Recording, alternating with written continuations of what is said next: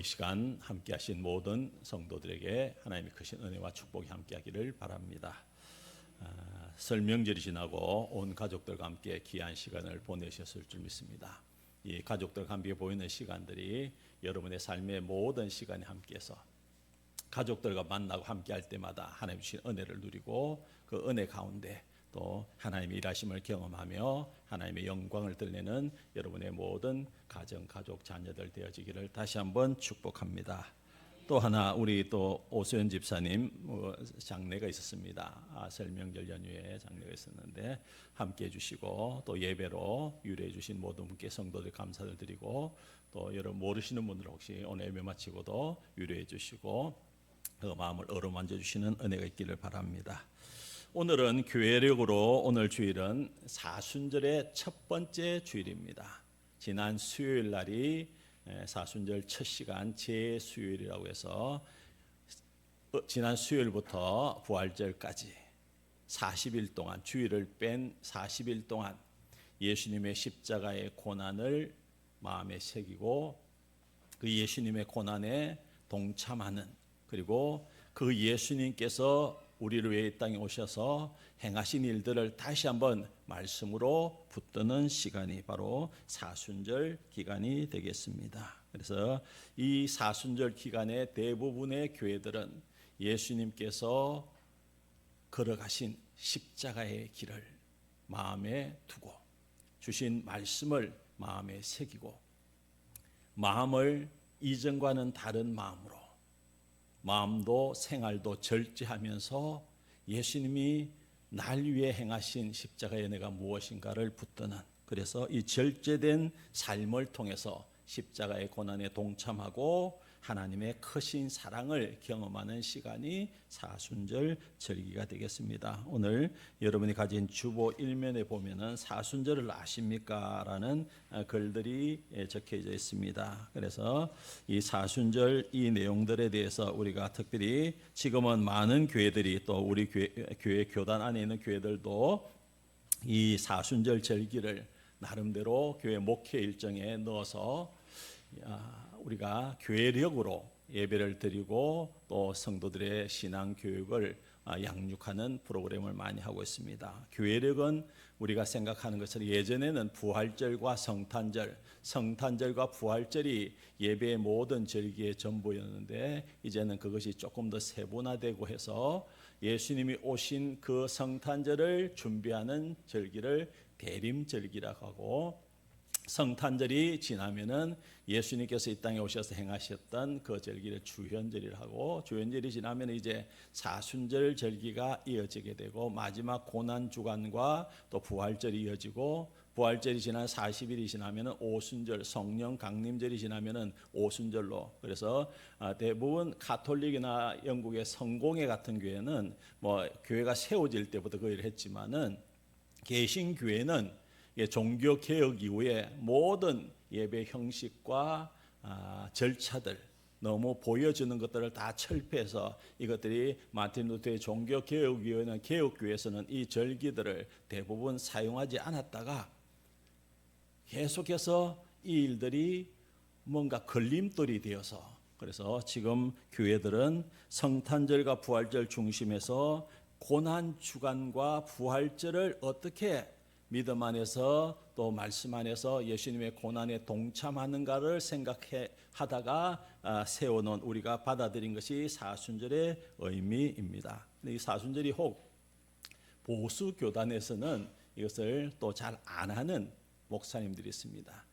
일례로 제가 다른 교단 목사님으로부터 들은 이야기입니다.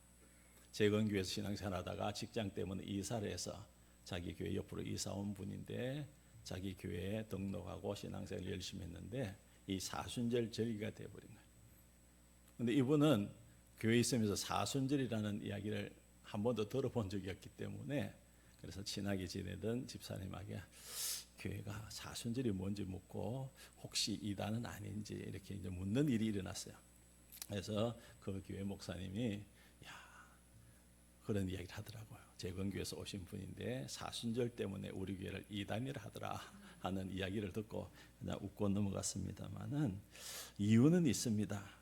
이 이야기를 하는 이유는 예전에 가톨릭 중세 천년 가톨릭 교회가 예배 형식이나 또한 예배 위에 다른 것들을 막 갖다 붙여서 이 함께 예배드리는 성도들을 옮아맨 그 병폐들이 있었기 때문에 종교개혁을 하고 또 개혁주의 교회는 예배를 말씀과 기도와 찬양 중심의 예배로 바꿨습니다. 그래서 이 베르담을 바꾼 이후에 형식과 종교적 상징을 배제하고 시작되었기 때문에 교회력에 의한 성서 일가에 의한 이 예배 드리는 순서는 어쩌면 예면해도 괜찮은 것이지만은 우리가 생각할 때 조금 더 거력을 크게 열어서 내가 모른다고 해서 우리와 다르다고 해서 잘못된 것은 아니다 이렇게 받아들이는 우리의 마음그릇이 되어야 될 줄 믿습니다. 우리가 왜 이 사순절을 이야기하냐면은 기독교는 십자가와 부활의 종교라고 해도 과언이 아닐 정도로 십자가 부활에 대한 모든 것들이 말씀 속에 녹아져 있습니다. 그래서 십자가 부활은 기독교의 상징이고 어쩌면은 십자가의 은혜를 누린 우리에게는 이 십자가는 우리 신앙의 우리 삶의 모든 것들로 전부와 같은 것들로 우리에게 찾아오기 때문입니다. 그래서 그리스도의 고난과 부활의 의미를 깊이 새기는 것 우리의 신앙생활에 큰 유익이 될 줄 믿습니다. 제 가운데 있던 우리를 구원하기 위해서 예수님께서 지신 십자가의 고난과 부활의 기쁨을 감동과 감격으로 맞이하기 위해서는 십자가의 복음으로 오신 예수님, 그 예수님의 삶과 고난의 길들이 우리의 마음에 새겨져야 되고 깊이 묵상하는 것, 이것이 바로 우리의 신앙을 바로 세우는 귀한 토대가 될 줄 믿습니다. 그래서 사순절 절기 십자가를 붙드시고 십자가의 복음을 마음에 새기시고 십자가의 길을 가신 예수님, 그 예수님을 기억하면서 그 예수님께서 걸어가신 그 길 나도 가겠다고 결단하고 결심하면서 사순절을 준비하면은 우리의 모든 것들이 회복되어지는, 우리의 마음이, 아픈 마음이, 상처난 마음이 치유되어지고 또 우리의 문제 가운데 전전긍긍하던 우리의 문제들이 십자가의 은혜로 해결되어지고 내가 할 수 없다고 포기했던 것들을 일하시는 하나님의 놀라운 은혜를 경험하게 될 줄 믿습니다. 그래서 이번 2026년도 사순절 절기 십자가의 은혜를 붙들고 우리에게 맡겨주신 모든 일들을 한 마음으로 헌신하며 그 일들을 통해서 십자가의 은혜를 넉넉히 누리는 데 부족함이 없는 믿음의 성도 되어지기를 바랍니다. 오늘 이 시간 우리에게 주신 말씀 갈라디아서 6장의 말씀입니다. 이 갈라디아서 6장의 말씀은 바울 신학의 모든 것이라고 할 수 있는, 그리고 참된 신앙인이 걸어가야 될 삶의 모습이 뭐며 예수 그리스도 십자가의 은혜를 경험한 사람들이 어떤 믿음의 신앙의 고백을 하고 있는가 바울을 통해서 우리에게 말씀해 주고 있는 내용입니다. 이 내용의 전체적인 내용, 특별히 오늘 주신 본문의 말씀 속에 우리가 기억해야 될 것이 하나 있습니다.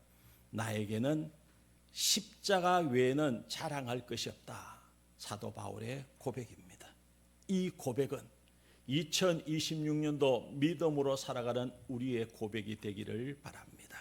여러분이 붙들고 있는 모든 것들에 앞서서 십자가를 자랑하고 십자가 외에 나의 모든 것들을 내려놓는 은혜가 있기를, 이 고백을 통해서 여러분을 통해서 일하시는 하나님의 놀라신 일하심을 경험하는 저와 여러분 되기를 바랍니다. 오늘 이 사도 바울이 고백한 이 고백이 우리의 고백이 되고 이 십자가의 자랑이 우리의 고백이 될 때 사도 바울이 갈라디아 성도들에게 말씀하신 것처럼 십자가의 복음으로 변화된 삶의 모습이 드러나게 된다는 것입니다. 그래서 복음 안에 있는 하나님의 의를 나타내는 방법 중에 하나가 십자가의 복음을 붙드는 것인데, 이 십자가의 복음을 붙드는 것을 갈라디아서 6장부터 마지막 18장까지는 십자가와 함께하며 십자가의 은혜 가운데 있는 삶, 그 삶, 예수님과 함께한 삶의 사람들이 어떤 변화를 일으키는가에 대해서 이 본문은 잘 말씀해 주고 있습니다.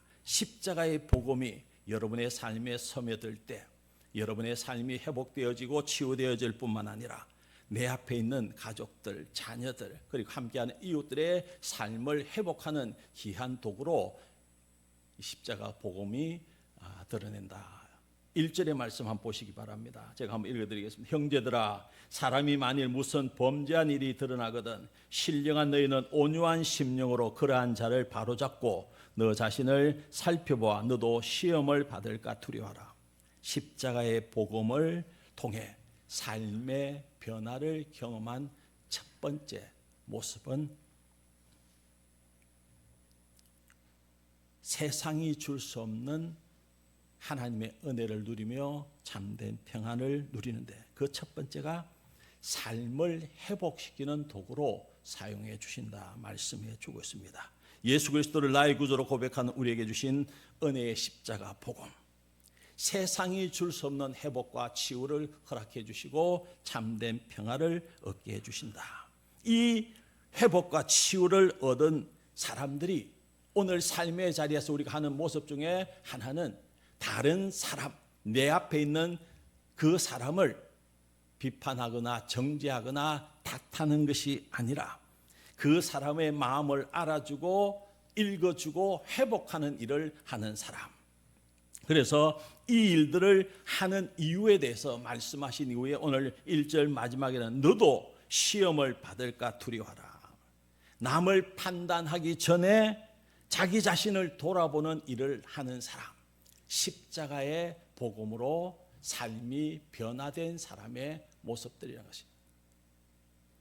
다른 사람의 티를 가지고 비판하고 정죄하면서 자신 눈에 있는 들보를 보지 못하는 것이 오늘을 살아가는 우리의 대부분의 삶의 모습입니다. 그런데 십자가의 복음이 우리 마음속에 채워지게 되면 사도 바울의 고백처럼 지극히 겸손함으로 판단하여서 남을 정죄하는 삶, 교만한 삶이 아니라 지극히 낮아져서 예수 그리스도 십자가에 자랑하지 않는 삶으로 우리의 삶이 변화되어진다. 그래서 예수 믿는 사람은 정죄하거나 판단하거나 비판하는 사람이 아니라 그 아픈 마음을 어루만져 주시고 어루만져 주고 손을 내밀어 이끌어 그 삶을 일으켜 세워주는 삶이다. 그래서 2절의 말씀은 너희가 짐을 서로 지고 그리하여 그리스도의 법을 성취하라. 예수 그리스도께서 우리에게 주신 십자가의 복음은 남을 나보다 낫게 하는 삶을 살게 합니다.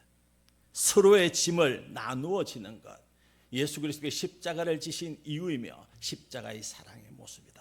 그래서 서로의 짐을 나누는 것이 십자가 복음의 진리를 실천하는 것이고 오늘을 살아가는 우리들이 삶의 현장에서 그 삶을 살아내어야 한다는 것입니다. 그리고 또 십자가의 복음으로 변화된 사람은 자기 자신을 돌아보는 일들을 기꺼이 하는 사람입니다. 자기를 속이지 않으며 자기 행위를 돌아보는 삶들이 3절에서 5절에 기록되어져 있고 만일 누가 아무것도 되지 못하고 스스로 된 줄을 생각하면 자기를 속입니다. 우리의 신앙, 십자가 복음 위에 세워진 우리의 신앙은 결코 자기 만족이나 자기 착각 위에 세워질 수 없다는 것입니다. 그러므로 십자가의 복음은 예수님께서 하신 말씀처럼 자기를 부정하는 것, 자기를 부인하는 것, 자기 자랑을 십자가 앞에 내려놓는 삶을 살게 만든다는 것입니다. 그래서 십자가 앞에 무릎 꿇고 날 위해 십자가의 고난을 당하시고 기꺼이 죽음으로 우리를 대속해 주신 그 십자가의 은혜의 삶 가운데 우리를 이끌어가게 한다는 것입니다. 그래서 우리는 오늘 4절 5절의 말씀처럼 각각 자기 일을 살피라. 그리하면 자랑할 것이 자기에게는 있어도 남에게는 있지 아니하리니 각각 자기의 짐을 질 것이라 말씀해 주고 있습니다. 서로의 짐을 지되 각자가 하나님 앞에서 하나님께서 맡겨주신 책임을 다하는 삶, 우리의 가정에서 여러분의 가족들 가운데 직장에서 여러분이 삶의 현장에서 만나는 사람들 관계 속에서 여러분에게 맡기신 일들을 믿음 안에서 은혜 안에서 넉넉히 감당하는 삶을 살아야 된다는 것이죠. 혼자 사는 세상이 아니라 함께 더불어 하나님의 은혜를 나누는 삶, 이것이 십자가의 복음으로 살아가는 우리들의 삶이 되어야 될 줄 믿습니다. 또한 오늘 이 앞서 본문에는 6장 말씀에는 그렇게 이야기합니다. 7절의 말씀입니다. 스스로 속이지 말라. 하나님은 없인 여김을 받지 아니하시나니 사람이 무엇으로 심든지 그대로 거두리라. 영적인 원리는 복음은 심는 대로 거두게 하신다는 것입니다. 무엇을 심든지 또한 그것을 거두게 된다. 이 말씀은 오늘을 살아가는 우리에게 경고 동시에 하나님의 약속이기입니다. 무엇을 심는가에 따라서 우리가 거두는 열매가 달라진다는 것이죠. 그래서 복음서에는 계속해서 육체를 위해서 심으면 썩어질 것밖에 없다고 하면서 성령을 위해 심으면 영생을 거둔다. 8절입니다. 자기의 육체를 위하여 심는 자는 육체로부터 썩어질 것을 거두고 성령을 위하여 심는 자는 성령으로부터 영생을 거두리라. 십자가 복음 위에 세워진 우리의 삶, 선을 행하는 삶, 하나님의 영광을 드러내기 위해서 우리에게 주어진 삶의 자리에서 기꺼이 가장 낮은 마음을 가지고 낮은 손과 발을 움직여서 기꺼이 어렵고 힘들고 지쳐 낭망하는 사람들의 마음을 어루만져주고 그에게 손을 내밀어 이렇게 세워주는 삶, 죽어가는 영혼을 살리는 선한 일을 행하는 삶, 주어진 일의 결과보다도 순종에 초점을 맞추는 삶을 살아야 된다는 것입니다. 이 선행의 자리가 오늘 본문은 그렇게 이야기합니다. 바로 기회 있는 대로 모든 이들에게 착한 일을 하되 더욱 믿음의 가정들에게 할지니라. 믿음의 가정들, 우리의 가정에서부터 내 모습이 십자가의 복음으로 변화된 내 삶의 모습이 가족에서부터 드러나야 된다는 것입니다.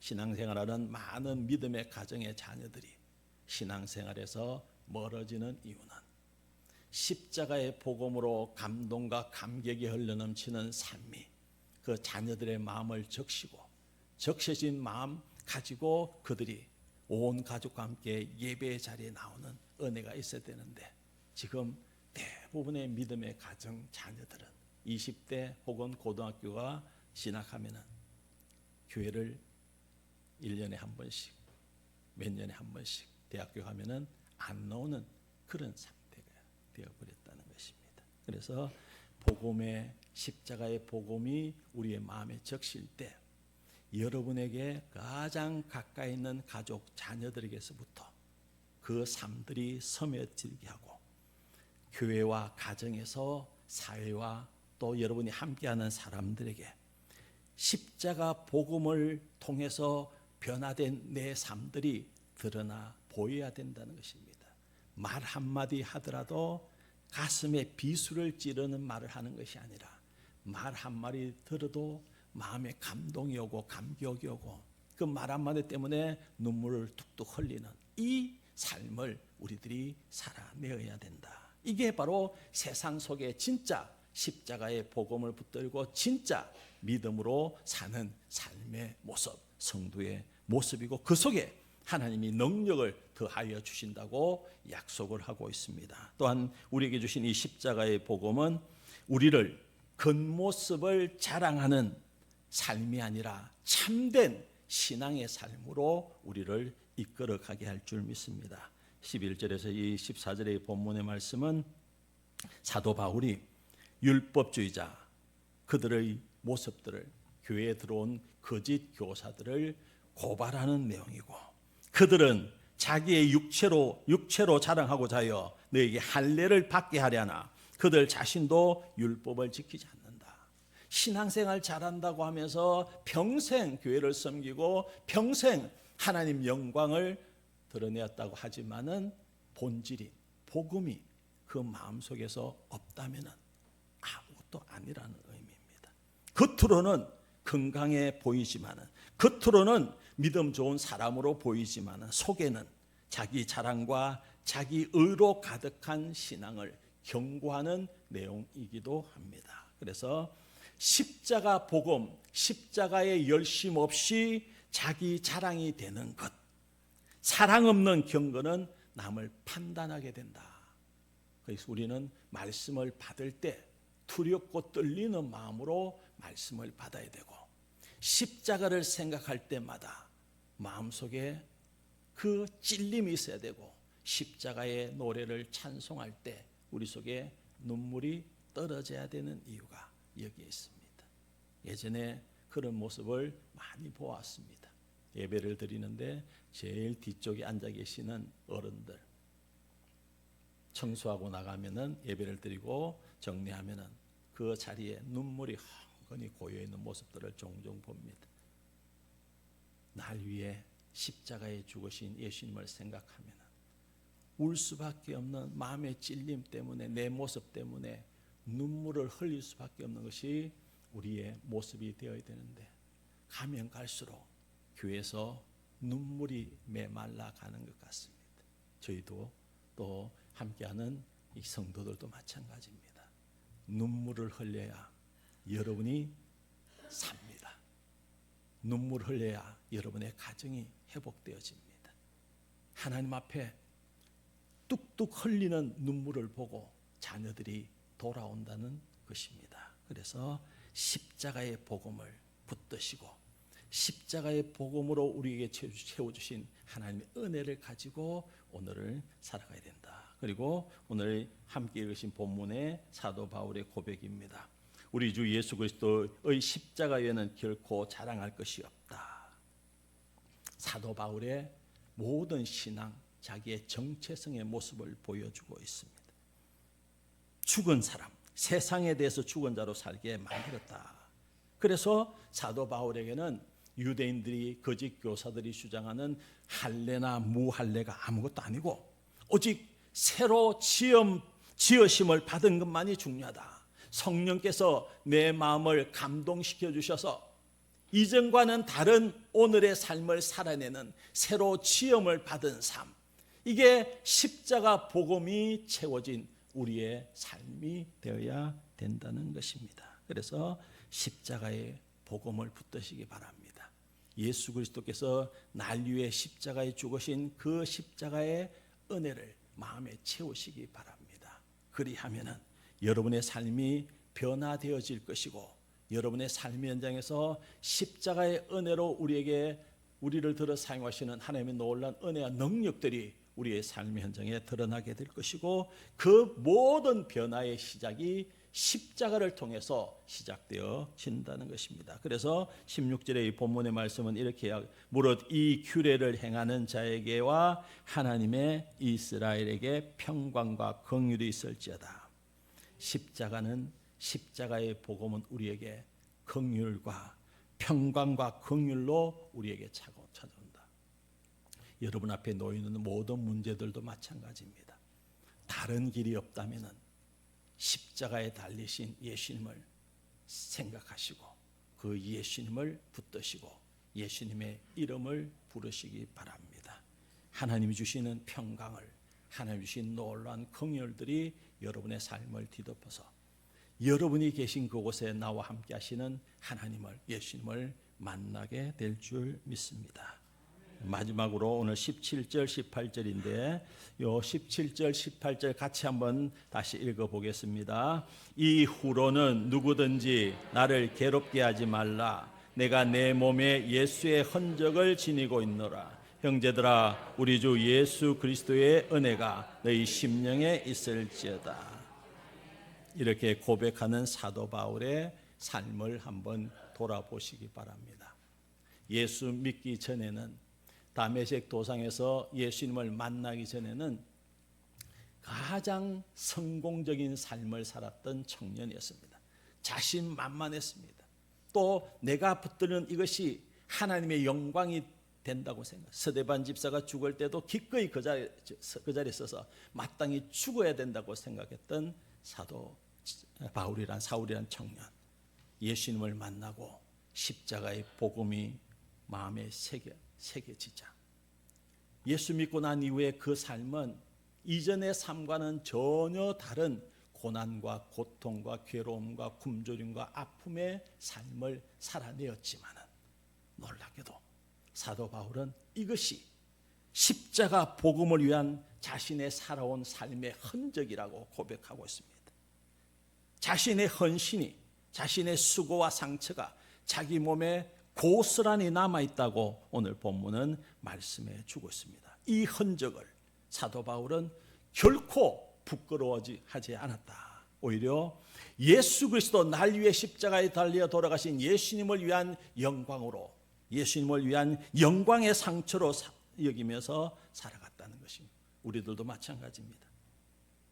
오늘 말씀을 받고 삶의 자리로 나아갈 때 우리의 마음속에도 십자가의 복음이 가득 채워져서 십자가의 복음을 전하는 삶, 주신 십자가의 복음의 말씀대로 살겠다고 결단하고 결심하는 삶, 세상의 사람들이 눈에 띄는 모든 성공적인 그 대로를 걸어갈 때 기꺼이 아무도 알아주지 않는 그곳에서 예수님께서 원하시는 일들을 묵묵히 감당하여서 그곳에 예수님의 십자가의 흔적을 남겨놓는 저와 여러분 되어지기를 바랍니다. 그래서 이 십자가의 은혜로 예수님의 흔적이 우리의 삶의 현장에 남아서 우리를 보고 예수님을 우리 주변의 사람들이 만나는, 우리의 십자가의 흔적을 통해서 예수님을 나의 구주로 고백하며 믿음의 삶을 살아가는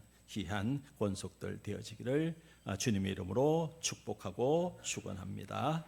아버지 하나님 감사합니다. 은혜로 우리를 구원해 주시고 십자가의 복음으로 우리의 삶을 변화시켜 회복시켜 주신 그 은혜에 감사를 드립니다. 오늘 말씀을 받고 세상을 향해 나가 우리가 있는 그곳에 십자가의 흔적이 예수님을 드러내며 예수님을 자랑하며 예수님을 통해 이 땅에 하나님 나라가 세워지는 도구 되어지게 해주시고 이를 통해 하나님 영광 받아 주시옵소서. 감사를 드리며 예수님 이름으로 기도드리옵나이다. 아멘.